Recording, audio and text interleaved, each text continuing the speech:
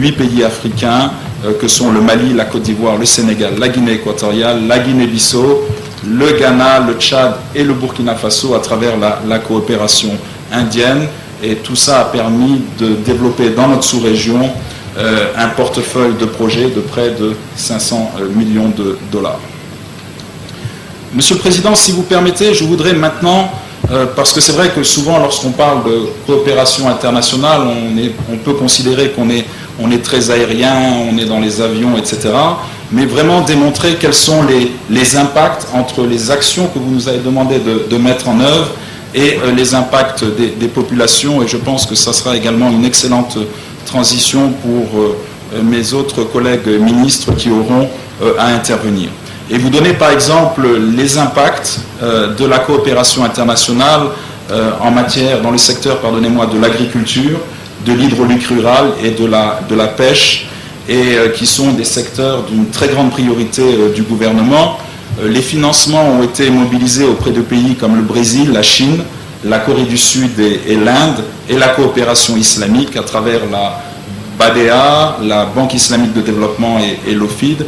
Et cela nous a permis d'acquérir des matériels agricoles, des tracteurs, des motoculteurs, des motopompes, des pompes, des équipements hydrauliques, du matériel agricole et des forages qui ont été largement distribués dans toutes les régions du Sénégal. Cela également nous a permis de développer l'irrigation dans la vallée des régions du Sud et améliorer la productivité agricole. Grâce à la coopération internationale, nous avons pu augmenter les surfaces de terres irriguées et les surfaces agricoles de près de 40 000 hectares. Nous avons distribué plus de 500 nous avons, disons, pu distribuer plus de pouvoir d'achat dans les zones rurales, accélérer les programmes d'autosuffisance alimentaire qui sont développés par le ministre de l'Agriculture, également participer à l'augmentation des politiques d'augmentation des rendements, accélérer la mécanisation de l'agriculture avec la distribution de tracteurs, de presses à huile et de moulins, et augmenter donc le pouvoir d'achat dans le monde rural. Je crois que ça, c'est également un grand succès de l'alternance, et le ministre de l'Agriculture reviendra dessus. Je voudrais maintenant vous donner un peu les résultats et impacts de la coopération internationale au niveau des infrastructures. Nous avons, au travers de la coopération internationale, mobilisé des financements sans précédent pour le programme national de construction d'infrastructures. Les ressources ont été mobilisées en fonction de l'appétit des bailleurs pour ce type de projet, notamment nos amis des pays arabes et islamiques ont été en pointe à côté de l'Union européenne et de l'Agence française de développement, des institutions comme la Banque islamique de développement, le Fonds koweïtien, le Fonds saoudien, la BADEA et l'OFID nous ont permis, à titre d'exemple, de réaliser la route de Ouakam, de construire les extensions de la VDN, de construire la Corniche, de construire la nouvelle route de l'aéroport entre Mamel Aéroport et Padoua Aéroport, de construire la route Matam-Linguère, qui est une vieille revendication. Vous allez, dans quelques semaines, lancer les travaux du dernier tronçon. Le financement...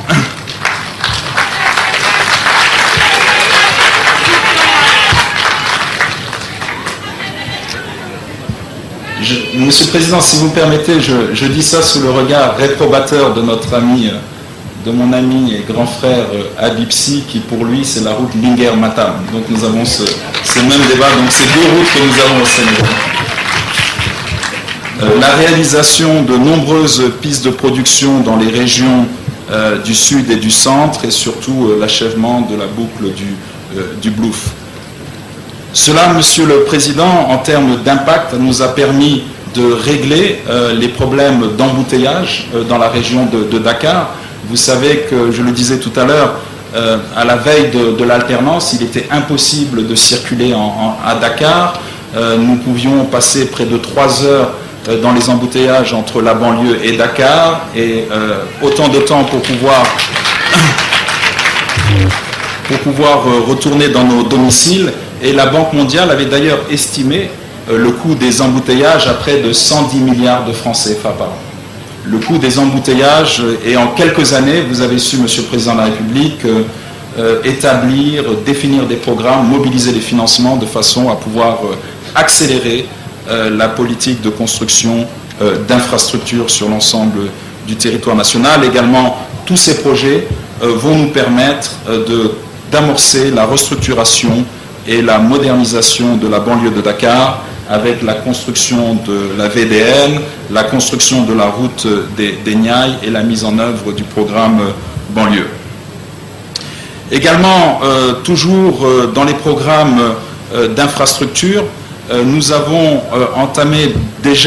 nous avons mobilisé les financements pour plusieurs projets. Vous savez qu'on a organisé une table ronde qui a mobilisé des ressources exceptionnelles pour les 5 prochaines années.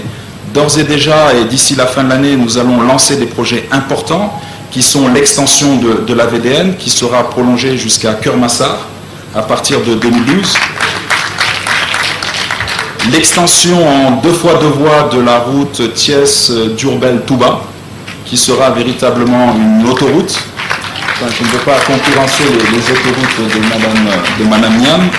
La construction de la route Bakel-Ourossogui et la construction de la route Sambadia-Differ. L'impact de tous ces projets, Monsieur le Président, a permis donc de sécuriser et de réhabiliter les corridors. Les corridors, c'est un réseau routier de près de 1003 km, de satisfaire, je dirais, des demandes qui étaient lancinantes pour les populations et de faire des économies substantielles dans la mobilité urbaine.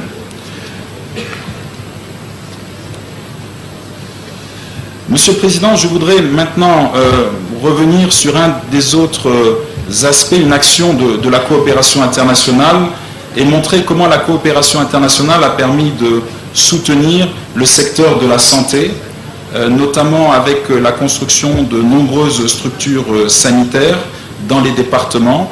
La construction, par exemple, de l'hôpital pour enfants de 130 lits qui est entièrement équipé par la Chine. La construction du nouvel hôpital national Djalal Diam, dont le génie civil et les équipements ont été mobilisés et qui sera opérationnel en 2012. L'acquisition de nombreux équipements et de matériels médicaux grâce à la coopération indienne. L'assistance technique, notamment l'octroi de bourses, la formation dans le secteur de la santé et le don de plusieurs tonnes de médicaments de façon à pouvoir renforcer les politiques de couverture médicale. Également, au niveau de l'environnement et du cadre de vie, à travers la Banque islamique de développement, nous avons pu acquérir 350 camions de ramassage d'ordures et réaliser les centres de traitement nécessaires dans l'ensemble des capitales régionales et capitales départementales. Donc l'impact direct pour les populations, c'est l'augmentation bien entendu du taux de couverture sanitaire et la décentralisation des services de santé, le développement d'un service public sanitaire de proximité, le renforcement du plateau technique des structures sanitaires, le renforcement des capacités d'intervention du personnel sanitaire, la création de plusieurs centaines d'emplois et surtout la création, Monsieur le Président, du premier hôpital pour enfants au Sénégal, mais également dans la sous-région. Nous ne pouvons pas, Monsieur le Président, parler de coopération internationale sans parler des secteurs de la culture, de l'éducation, des NTIC et du sport. À travers la coopération que vous avez initiée avec la Chine, nous avons pu lancer un important programme de réhabilitation de 14 stades régionaux et complexes sportifs. Il y a également la construction et la modernisation des daras, qui est financée par la BID. Tout à l'heure, dans votre intervention, vous avez parlé, Monsieur le Président, également de la réalisation du projet WARF de la Banque islamique de développement, qui est une première au Sénégal et qui sera un exemple dans la sous-région. La construction du Grand Théâtre National que vous avez inauguré cette année et qui est le plus grand théâtre d'Afrique. et la construction du musée des civilisations noires, ainsi que l'ensemble des programmes de modernisation de notre administration et la sécurisation des populations. Donc cela a permis directement de créer un certain nombre au niveau de l'impact pour les populations. Nous avons été capables d'offrir une éducation qui combine enseignement islamique et alphabétisation et apprentissage d'un métier pour garantir une meilleure insertion dans l'activité économique avec la modernisation de 64 daras, soit 416 classes, et cela va permettre de créer 1000 emplois directs et indirects.